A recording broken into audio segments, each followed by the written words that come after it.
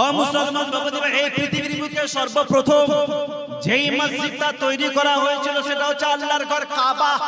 কোন ঘর? আল্লাহর ঘর কাবা।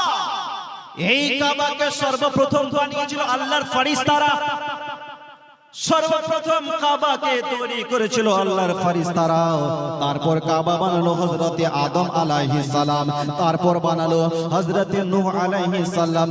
এবং কি নূহ আলাইহিস সালামের জামানায় একটা বন্যা এসেছিল, ওই বন্যা কাবা শরীফ শহীদ হয়ে যায়, কাবা শরীফ ভেঙে যায়। তো 400 বছর পর আমার আল্লাহ পাক আল্লাহ তাআলা হযরতে ইব্রাহিম আলাইহিস সালামকে ডেকে বললেন, হে আমার বন্ধু ইব্রাহিম, আমার ঘর কাবা শরীফ তুমি পুনরায় নির্মাণ করো। জোরে বলো সুবহানাল্লাহ, সুবহানাল্লাহ। আমার ঘর পুনরায় বানাও।